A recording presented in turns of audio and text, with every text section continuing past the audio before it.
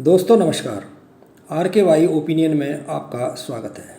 इस वीडियो के तहत हमारे राष्ट्रीय झंडे के विषय में जानकारी प्रस्तुत करना है। तिरंगा झंडा 3 रंग से बना हुआ है। ऊपर का रंग केसरिया, बीच का सफ़ेद, नीचे हरा रंग, बीच में सफ़ेद रंग की पट्टी के मध्य अशोक चक्र। तिरंगा झंडा जो बना है उसका प्रारूप 6 भागों में कैसे कैसे बना और अंत में आज जो राष्ट्र ध्वज है डिटेल में आपको बताता हूँ। सबसे पहले हमारे गैर आधिकारिक झंडा 7 अगस्त 1906 को कलकत्ता के ग्रीन पार्क में फहराया गया था।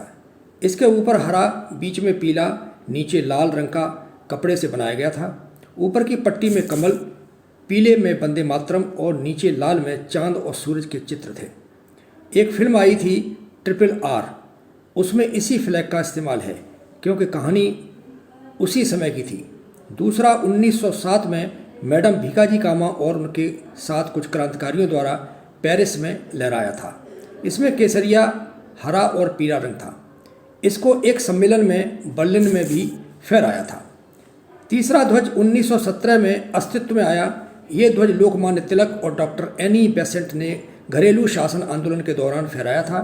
इसमें 5 लाल रंग और हरी क्षितिज पत्तियां थीं जिन पर सप्तऋषि मंडल का चित्र था। 1921 में चौथा ध्वज विजयवाड़ा में कांग्रेस के अधिवेशन के दौरान आंध्र के एक युवक पिंगली वेंकैया ने बनाकर महात्मा गांधी को दिया था, जो लाल और हरे रंग का था। लाल रंग हिंदुत्व और हरा रंग इस्लाम को प्रतिनिधित्व करता था। इसे देख गांधी जी ने भारत के शेष समुदाय का प्रतिनिधित्व करने के लिए उसमें सफ़ेद पट्टी और राष्ट्र की प्रगति का संकेत देते हुए चरखा भी जोड़ा गया था। पिंगल वेंकैया और उसके साथ में SP बोमेन और उमर सोमाली, इन लोगों ने ऐसे झंडे के बारे में सोचा जो सभी जनमानस को एक धागे में पिरो कर रखे और फिर तीनों ने मिलकर नेशनल फ्लैग मिशन की स्थापना की। 1931 में तिरंगे को हमारे राष्ट्रीय ध्वज के रूप में अपनाने के लिए एक प्रस्ताव पारित किया गया। इसी को 5वें ध्वज को वर्तमान स्वरूप का पूर्वज कहा जाता है। ऊपर केसरिया, नीचे हरा रंग, बीच में सफ़ेद रंग में चरखे का निशान रखा गया। यही चौथे स्वरूप का झंडा कहलाया, जो आज भी कोल्हापुर स्थित पुलिस हेडक्वार्टर में फहरा रहा है। इसकी ऊंचाई 303 फीट है। उसके बाद हम 6वीं बार कह सकते हैं इसका स्वरूप बदल गया, जिसमें चरखे की जगह पर चक्र को रखा गया, यानी अशोक चक्र। बाकी पूर्वतः ही है। अंततः 22 जुलाई 1947 को कॉन्स्टिट्यूशन क्लब में संविधान सभा में पंडित जवाहरलाल नेहरू ने प्रस्ताव रखा, जिसको सर्वसम्मत से स्वीकार किया गया। विदित रहे, सबसे पहले महात्मा गांधी ने यंग इंडिया में एक लेख में राष्ट्रीय ध्वज की जरूरत बताई थी और राष्ट्रीय ध्वज को 1921 में पेश करना था, तब तक नहीं बन पाया था। पहले इसे स्वराज झंडा कहा जाता था, परंतु 1931 में स्वराज की जगह यह राष्ट्रीय ध्वज के रूप में स्वीकृत हुआ। अतः 22 जुलाई 1947 को तिरंगा झंडा राष्ट्रीय ध्वज के रूप में अस्तित्व में आया, जिसको सबसे पहले 15 अगस्त 1947 को पहले प्रधानमंत्री जवाहरलाल नेहरू ने दिल्ली के लाल किले पर फहराया था। वही झंडा अब दिल्ली में आर्मी बैटल्स ऑनर की मैस में रखा हुआ है। पंजाब के अटारी बाघा बॉर्डर पर सबसे ऊंचा राष्ट्रीय ध्वज फहरा रहा है, जो 418 फीट ऊंचा है और पाकिस्तान के झंडे से 18 फीट ऊंचा है, जिसकी देखभाल की जिम्मेदारी BSO और पंजाब पुलिस की है। दोस्तों, 26 जनवरी 2002 को भारतीय ध्वज संहिता में संशोधन किया गया था, जिसके फलस्वरूप झंडा कार्यालय, घरों, फैक्ट्री आदि में फहराया जा सकता है। राष्ट्रीय ध्वजा को फहराने के 20 नियम बनाए गए थे, जैसे झंडे को खुले में 24 घंटे फहराया जा सकता है। फहराते समय यह ध्यान रखना है कि केसरी या रंग की पट्टी ऊपर और हरे रंग की पट्टी नीचे होनी चाहिए। फ्लैग हमेशा आयताकार होना चाहिए और 2:3 के रेशियो में बनाया जाना चाहिए। अशोक चक्र में 24 तीलियाँ होनी चाहिए।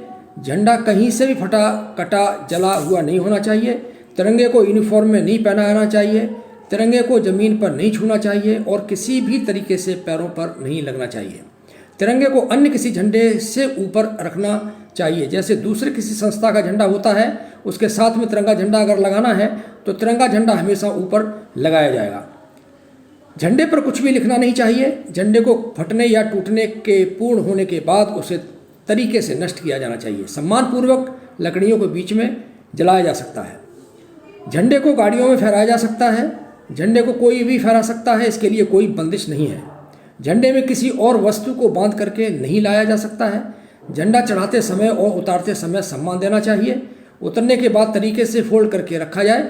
झंडे को अपशब्द नहीं कह सकते, लगे हुए झंडे को निकाल कर अपमानित नहीं कर सकते, झंडे को बिना सरकार के आदेश के झुका या अर्थ रूप में नहीं छोड़ सकते हैं। ये हालत राष्ट्रीय शोक के समय ही सरकार के आदेश पर ही होगा। इस प्रकार बनाए हुए नियमों की अगर कोई अवहेलना करेगा तो उसको अपराध की श्रेणी में माना जाएगा। ऐसे व्यक्ति या व्यक्तियों के समूह के खिलाफ भारतीय ध्वज आचार संहिता 2002 व राष्ट्रीय गौरव अपमान निवारण अधिनियम 1971 की धारा 2 के तहत कार्रवाई की जा सकती है, जिसमें 3 साल की कैद और जुर्माने का प्रावधान है। राष्ट्रीय ध्वज हमारे देश की आन बान शान, मर्यादा, विजय और एकता का प्रतीक है।